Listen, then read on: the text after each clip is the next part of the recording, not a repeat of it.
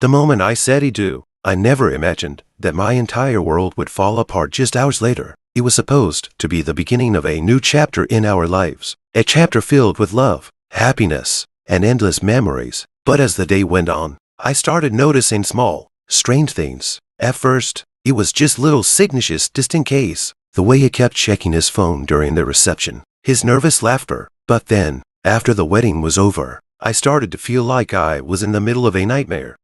I thought I was overreacting, maybe just letting the stress of the day get to me, but deep down, something felt off. The man I had trusted with my heart, my future, was slipping away, and I didn't know why. We had been together for 5 years. We met in college, and everything about us seemed to be perfect. From our first date to late-night talks about our future, it felt like we were meant to be. He wasn't just my partner, was my best friend, my confidant. We shared dreams, secrets, and plans. It was as though we understood each other better than anyone else could. We talked about everything, our hopes for the future, the kids we wanted to have, the house we dreamed of. And when the time came to get married, there was no hesitation. We planned every detail of the wedding, from the color of the flowers to the playlist that would play as we danced for the first time as husband and wife. Everything felt right. The ceremony was breathtaking. I walked down the aisle, my heart racing with excitement, my mind filled with dreams of the future. The sun streamed through the windows, casting a golden glow on everyone who had gathered to celebrate with us. And there he was, standing at the altar, looking at me like I was the only person in the world. His smile, his gaze felt like a dream come true. As I said I do, I could feel the weight of the moment, the promise of forever. I never imagined what was about to happen next, what would shatter everything I had believed in.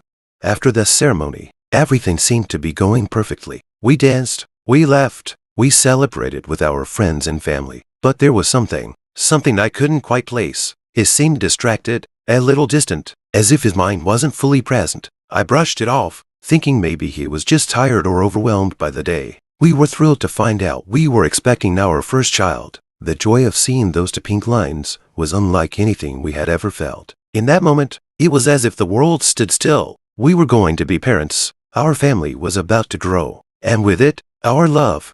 I'll never forget the way he looked at me, his eyes shining with excitement as we held the test in our hands. "We're going to be a family," he said, his voice filled with awe. The thought of raising a child together, of building a life for our little one, made everything feel so right.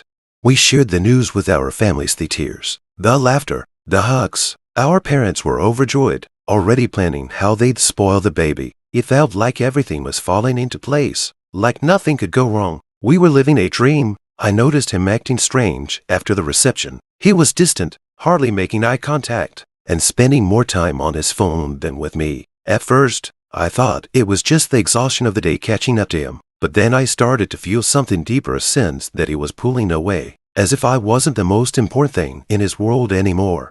The anxiety was impossible to ignore. He couldn't sit still, his fingers tapping nervously on his glass or his phone, checking it again and again, even when we were supposed to be celebrating. I brushed it off at first. Maybe he was just overwhelmed by everything going on. But deep down, I knew something wasn't right. It wasn't until a few days later, when I had access to his phone, that everything came crashing down. A message popped up, casual, almost friendly. At first, I thought nothing of it, but then I saw the name. It wasn't just any name. It was the woman from his office, one I had always suspected something was off with. My stomach dropped. I couldn't breathe. My hands shook as I opened the conversation. I couldn't breathe. My heart felt like it was being ripped out of my chest, piece by piece. How could he do this to me? How could he betray me? On the one day we were supposed to start our new life together, I thought we were invincible, that nothing could tear us apart. But here it was, truth, raw and undeniable, and it felt like my world was crashing down around me. I kept reading the messages, hoping they weren't real, hoping this was some kind of mistake. But the more I read, the clearer it became. There was no denying it. He had been with her, not just once, but repeatedly, while we were planning our future, while we were sharing our most intimate dreams, while I was carrying our child. I confronted him that night, my voice shaking with anger and disbelief. "How could you do this to me? On our wedding day?" The words felt like they were ripping out of me, each one more painful than the last. I had trusted him with everything. I had given him my heart, my future, and he had shattered it in the worst possible way. He tried to apologize, to explain that it was a mistake, that he didn't mean to hurt me. but I couldn't hear it. Each word he spoke felt like another knife twisting deeper into my chest. His excuses were hollow, his words meaningless. The trust that had once held us together was gone, and no amount of remorse could ever bring it back. I left him that night. I couldn't stay with someone who had shattered everything I believed in. It was the hardest decision I've ever made, walking away from the person I had once trusted with my whole heart, my future. But deep down, I knew I deserved better. I deserved someone who valued me, someone who would never break my trust. The first few days were the hardest. I cried until I couldn't cry anymore. I felt lost, like a piece of me had been torn away, and the silence of the empty house felt suffocating. But in that silence, I began to find myself again.